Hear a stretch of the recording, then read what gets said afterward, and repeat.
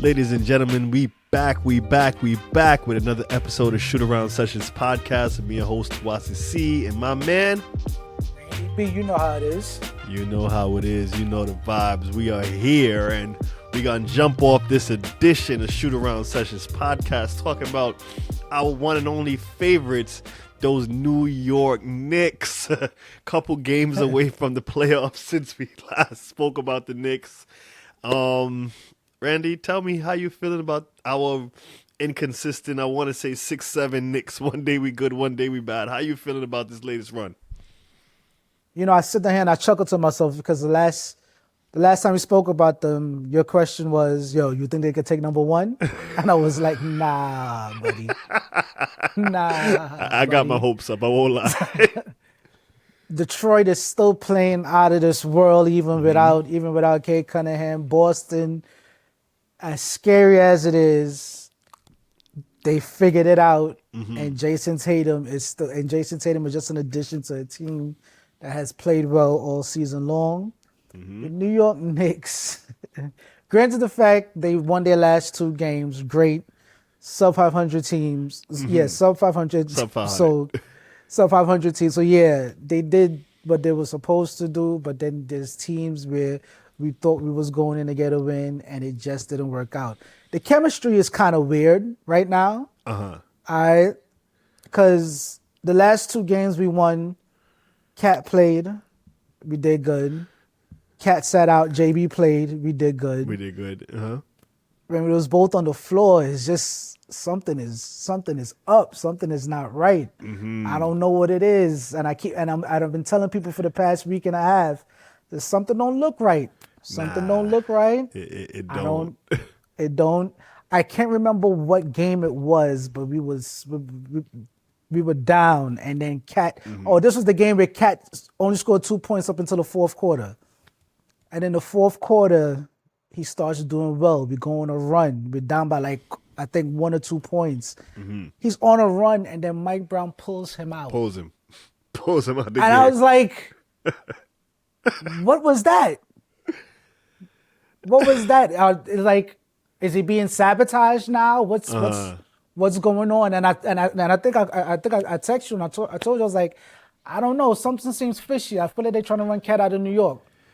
I am to the point where I concede with how you feel. I think how you feel, especially with the stuff with Giannis. We're going to talk about that a little bit later, but Cat is an all-star player, and I'm mad that I never really saw this for what it was. But realistically speaking, he's not a Mike Brown guy. He was a Tibbs guy. And I feel like that's why he thrived, because he was playing with Tibbs. Tibbs was going to ride his guy out, and Tibbs has a way of playing Tibbs players. But now, all year we've seen Cat's going to have a different role. Cat going to do this. Cat going to learn how to play within the system. And like I said, it's crazy to me that you have an all-star caliber level player, and he's just not fitting in your system, but he's still giving you double-digit rebounds. He's still giving you almost 20 points a game. Like, he's still all-star level. So what's really going on? And when you text me, I said, I'm surprised we never spoke. Why didn't we see it in front of our eyes? Why after 78 games, the discourse after each game is I'm still trying to figure out my role on this team. I'm still trying to figure my place out. We're 78 games in, and we're still hearing stuff like that. And like you said, why didn't we see it? It only occurred to me when he pulled him and he went in that run. And I was like, this doesn't make any sense at all. We could have possibly picked up the lead, won the game, and I don't know. It just seems weird. It seems funny. And when we get to the stuff with Milwaukee and Giannis, it seems to all fall into place. I feel like all those things are connected. Let's talk about that now, right? Because we had a chance to trade for Giannis all year. I feel like he was available. It was always rumors from since last summer. Why not make this move then? Why let it play out to get to 78 games? We got a couple games left. We in the championship hunt. We could do this. Why not make the move? Because Giannis would fit that system how he wanted him to fit. He don't let Cat shoot threes anymore. So why not just trade for him? Because Milwaukee didn't realize how bad it was. Got you. That's what I feel. I feel Milwaukee did not know how bad their situation was with Giannis. there was discontent from even before the season started, and they figured, you know what? Let's ride this out. Let's see how this goes. Maybe things will get better. But that relationship has completely deteriorated. Giannis confirmed that there were talks since the summertime to bring him in. So now there's no protecting the brand, there's no protecting the team, there's no protecting the player. Everyone is going out for self, saying, listen, yeah, this could have happened, this could have happened. Milwaukee got stingy, they wanted more. They could have had Cat and a few other pieces to even possibly be in the playoff talk. They're not even in talks for a playoff this year, and they have top 3, top 4 best player on their team who they choose. Again, according to Giannis, they're choosing not to play him. According to the team, they're saying he's hurt. Again, when you have this, that relationship is completely destroyed. It's tarnished, and we know what it's going to be in the off season. But again, all parties, why not just pull the trigger? Why not just make that trade? Make everybody happy. I know you just went out and got a guy in Miles Turner. I don't even know if Miles Turner playing properly, but you have all these pieces that you could have made some moves, made some deals, and I'm looking at the Knicks crazy because you got Mike Brown. I'm even questioning Mike Brown as a coach because we've seen in the last couple games where it's like, okay, the thing I hated most about Tibbs was that Tibbs didn't make any adjustments. He rode that starting 5 until the very end, and he did not switch the gameplay until the last 2 games. Mike Brown been trying, testing this and playing mad scientist with that. Bruh, give Cat the ball. It's come to a point. I thought he was bumming it out, but give Cat the ball. That's your second best player.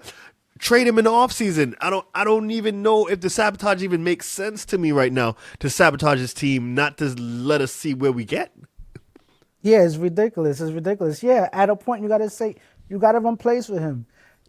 And I don't know if this is it could be a Mike Brown thing or it could be a JB thing. Jalen Brunson probably don't want to play with Cat. You know what I mean? Or Cat probably don't want to play with Jalen Brunson because he realizes, I know when you're on a team, ego's got to be put to the side or what have you. And there could be a situation. Yeah, there could be situations. But Cat was coming in as an all-star player. He's been in the all-star team while on the Knicks for the past 3 years. Past 2 years. Yeah, so it's like he realizes, oh, this is definitely not my team. I know it wasn't going to be my team, but this is Jalen Brunson and friends, and he probably feels like he doesn't fit in to that. He doesn't fit into that, to that structure, and you can't sit with us. He's sitting at a different table for lunch, so it's a different situation. I don't know. From what I said at the beginning, there's a chemistry issue that has not been figured out this entire season. Yeah. This entire season, there's been a chemistry issue. It makes no sense. None. It makes no sense why both guys can't eat while on the floor. And if that's the case, if there's too much of a situation where there's not enough basketballs for JB and Cat, I'll say you start them both after 5 minutes, you bench one of them. You bench one of them after 5 minutes, and you let the other one play with the second squad. But I feel like they do that already. And they let Cat play with the second squad, and then they still don't give him the ball. You see certain moments out there running through Cat. Cat got a mismatch down low with somebody, and they don't want to give this man the ball. When they played the Thunder, and this is why it goes back. It's just so many things because it goes back to the whole other teams just don't respect Cat because he's not being showcased as he should. Yeah. They had Caruso on him the entire game. And it's like, are you kidding me? Give him the ball. Give him the ball. Let him put his cook. back to the basket and just let him cook. Let him do what he got to do. So again, my hate for Cat has kind of reduced because I'm starting to feel a little sorry for him. He's not able to do what he wants to do and show who he is. And then when it's a game where JB is not playing, he goes off. He goes off. So again, there's a lot of factors and there's a big chemistry issue that they got to figure out. Yeah, they got to figure it out. I mean, we bouncing with third place right now. I don't know where we're going to end up. I don't know how this is gonna play out. I was very confident until I seen this stretch of games where we started losing. I did not like it because yeah, we could beat sub 500 teams. Not worried about that anymore. That used to be an issue for the Knicks in years prior. If you are a Knicks fan, you know like we couldn't really beat the bum teams. But we got teams now where the top tier teams we can't even compete with them. We got Yeah, smoked by it's crazy. Houston, and we continue to get smoked. And it's not just we losing by a few points. That fourth quarter is getting blown open. If not the first, but you see, we're not a good second half team. I'm looking at Mike Brown now, like, all right, what's going on now? You know? Yeah, they would. April 1st, April Fool's Day. You know how many posts I saw about Mike Brown being fired, and so many times I forgot it was April Fool's Day because I know it's easy to blame the coach. It's very easy to blame the coach because again, a team is not going to get rid of 2, 3 players all at once. But Yes. you really got to take a look and say, hey, what's your plan? What's going on? Yeah. All right. Your second star after, like I said, after 78 games should not still be saying, oh, I'm still trying to figure out my role on the squad Yeah, and see where nah. I fit. No, that is unacceptable. And that falls on coaching. You need to set the precedents, let your team know, listen, this is what I need you for, this is what I need you for. And if they're not executing, being a coach is making the changes that needs to happen. That's it. That's a fact. I mean, we're going to shift. No, let's put a bow on this topic. Do you think Giannis Antetokounmpo is a Knick before the start of next year? I think there's a good chance. My only guarantee is Giannis Antetokounmpo will not be on the Milwaukee Bucks before the season starts, before next season starts. That's 100%. Will he become a Knick? I think there's a good chance. I think it all depends on how far the Knicks go. And I think even if they make it to the pinnacle and make it to the top, I still see some type of move being made to Something. bring Giannis to New York. Something because the Knicks want him bad. That front office wants him bad. They've always wanted him. And like I I don't said, blame him. this Knicks team, I don't see them making it to the mountaintop. I'm sorry. They have not shown that they will make it to the mountaintop. So Gotcha. there's a very good chance. But I can guarantee Giannis will not be a Milwaukee Buck next season. All right. I agree with you. I'm a ride that wave. I don't know where he's going to end up. This is obviously they've been blocking him from coming to the Knicks for so long, and I'm just like, let him come to the Knicks. You know, now we got Cat. It's not working out. Granted, Cat is not a bum. I'm not going to diss Cat, but you give me Cat for Giannis any day, I'm jumping on that trade. Of course. You gotta take that, you know? Of course. But we got to talk about another team right now out west that might be a little snake bit, if you ask me. And we're talking about the Los Angeles Lakers. Two of their very, very pivotal, I said pivotal, very important players in Luka Doncic and Austin Reeves are now down. Old man Braun carrying the load by himself. How we feeling about the Lakers and how you feeling they're going to fare in this playoffs? It's done. It's clipped. It's done. It's done. I'm gonna take your words. They are snake bit. They are. That team is snake. That is crazy. That is crazy. They had all the momentum. They were picking up so much momentum, and then boom, Luka goes down. And you're like, damn. All right. Well, you know what? Let's see what Bron and so and so could do. Let's see how could. And then boom. Next shot. I'm like, come on. Yeah, that's this tough. sucks. That's tough. It sucks for them. And like I said, it's not like I'm not saying I'm some big Laker fan, but I don't like to see that happen to teams that are, on the way up, and it's hard. Their playoff chances has diminished big time. I mean, they still listing both of them. They're saying they're not going to play for the rest of the season as far as the regular season, but we know that's like 4 games. Do you think it's a chance that we at least see Luka come back in the fold? And could Braun, because we saw last night he dropped 40 against it was 30, it was about 30, gave him a 30 piece. Had him in the game, had him close, but it's the Mavs. It's a bottom tier team. Do you think Braun could hold this down at least until one of them gets back? If they do get back. Do I think so? Yeah. I mean, LeBron is LeBron. I'm not gonna sit there here and knock the situation. LeBron is LeBron. And LeBron does have I don't want to call he does have a killer instinct and where when it's time to turn on, he can turn on. But Father Time is crazy. Yeah, And if bro. all the help that he can get, he needs to get because he's not defeating Father Time at all.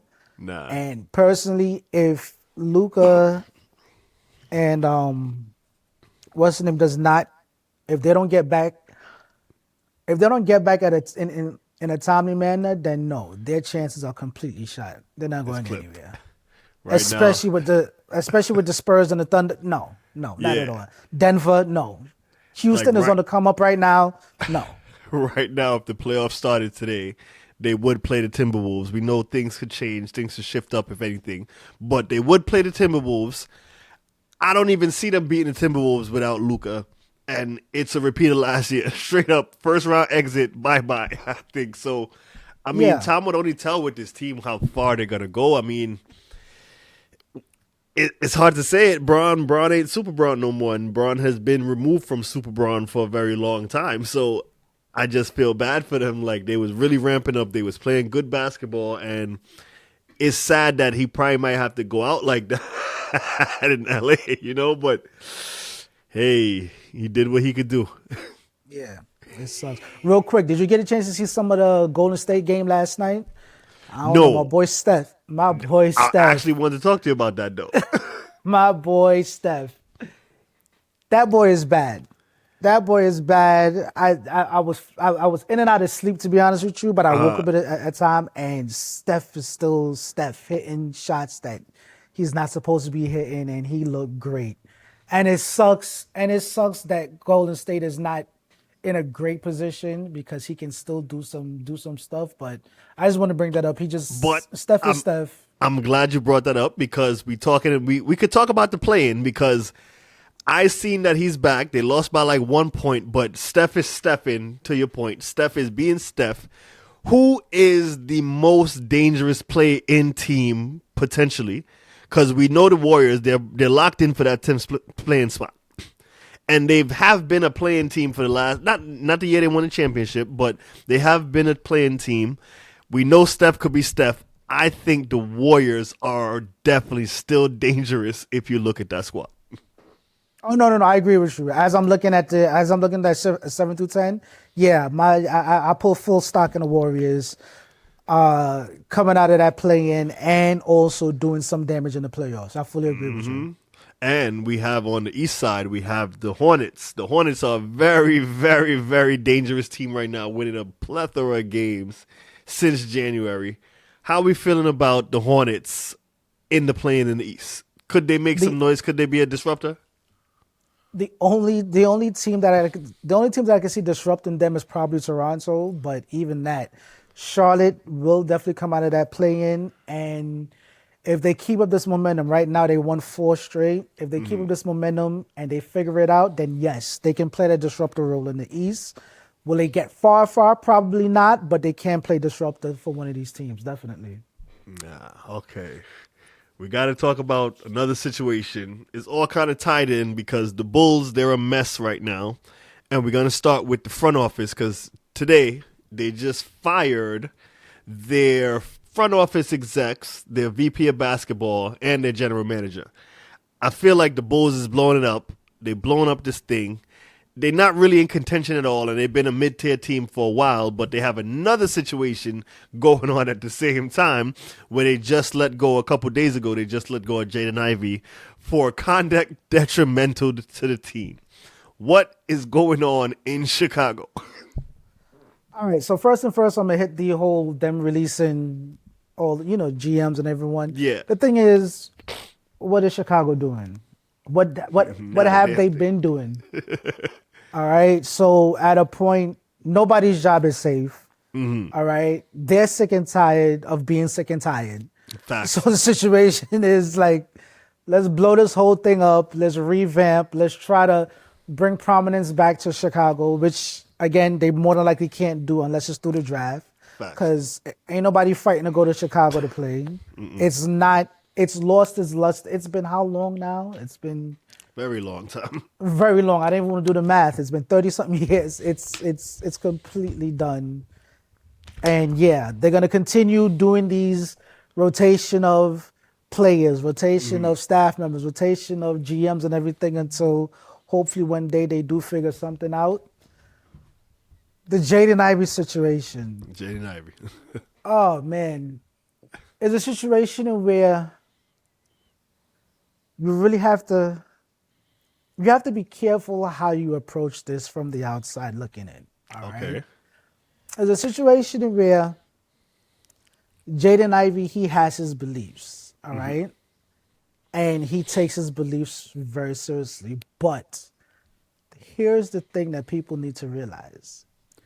When you're in the business, and especially in the business of show business, basketball, granted the fact it's a sport, it is entertainment. Entertainment, With 100%. with entertainment comes sponsors, comes everything. It's showbiz.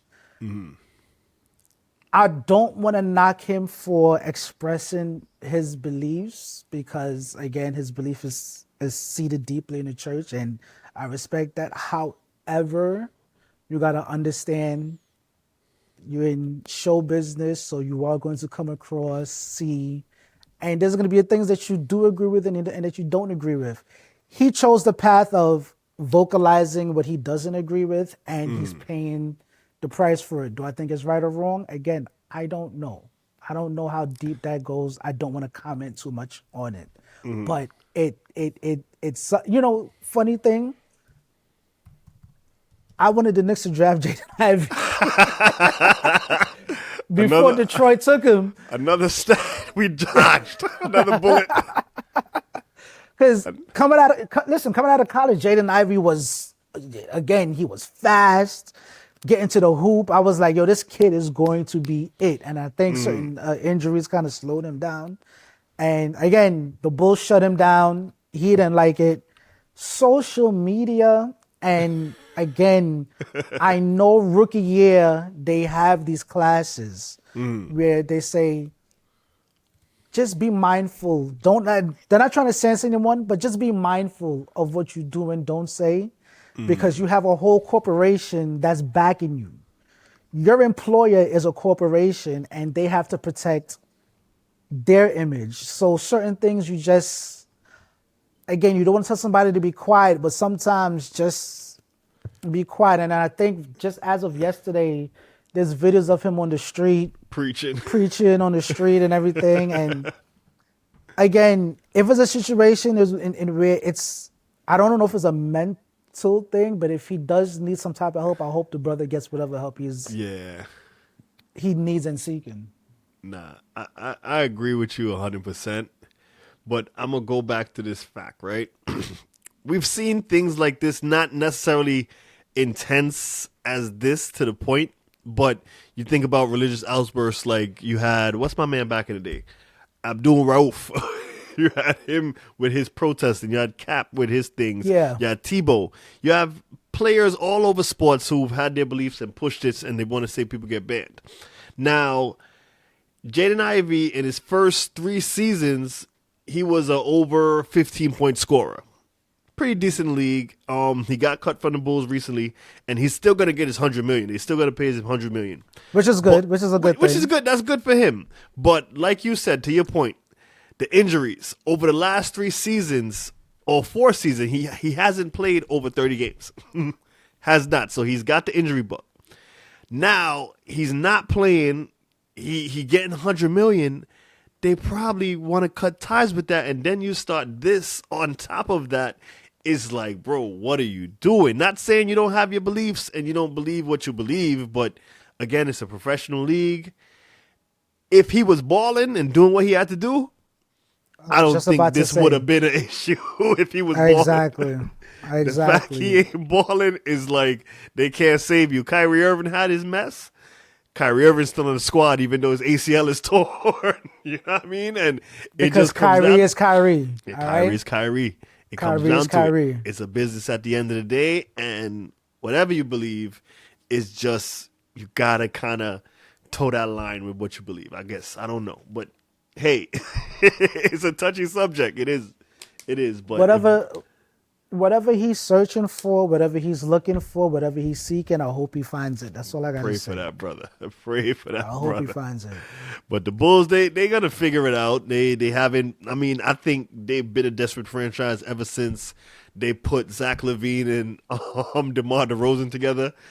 They should have been questioning the GM since then, and they probably should have lost their jobs since then. But again, I'm not tripping on that. They're gonna figure it out. They're in the East. They're a rival to the Knicks, so they haven't been relevant since the '90s, and they'll probably stay there. And you know, Bulls fans, shout out to y'all, but y'all just got to do what y'all got to do. I gotta figure something out. They got to figure something out. So we got to talk about this. Couple days left in the season. Still, who's one of your favorites coming into this playoffs? Who's one of your favorites? It really didn't change too much. I still, Oklahoma City is a team to beat. Mm-hmm. San Antonio could shock and surprise everyone this season. Mm-hmm. They can do some damage. I spoke big as hell the last episode. Where I was like, the Knicks coming out, boy. We got to do. You know, It is what it is. It is what it is. It is what it is. I still stand on that. Still stand on your words. I still believe. I'm not giving up hope. New York needs to show me something, but as of right now, the scariest team in the East is Detroit and Boston. Boston is a scary, scary second. Them dudes. They lost a lot, but it seemed like it doesn't even matter. It picked up right where it left off. It picked up right where they left off. So again, Cleveland is there, but I don't really see too much. Philly is picking up steam, but I don't really see too much. Yeah. New York got to figure it out. That's what I say. Play your starters after 5 minutes. Pull one. Let the other one play in the second unit, and have your two best players on two different squads do what they got to do. Figure something out. I think we'll be right. I think we're gonna be all right. Like it's a simple tweak. Give Cat the ball. Let Cat figure it out. Let them guys figure out their chemistry. Because obviously, last playoffs we had it going. We getting Deuce back. Shamet is back playing right. I'm not worried. I'm still not worried. Do I think we're gonna take it all? I'm not 100% sure on that. I'm not gonna take it to the bank to cash the check. But at the end of the day, I still have belief in this team, and I know we're gonna make noise in the playoffs. We are. I take my stance always at the beginning of the season. I always say this. Listen, I need to see some games play. I'm not calling anything until the playoffs start. I need to see how things go, and I don't want to call anything until I see something. Fair enough. And I think that's going to do it for today's edition of Shootaround Session Podcast with me, Tawasi C, and my man, Randy B. You know how we do it. You know how it go. Tune in to us. Keep rocking with us. Like, subscribe, join the ride. Keep hitting us up on our TikTok and Instagram. And we're going to catch y'all in the next one. Peace.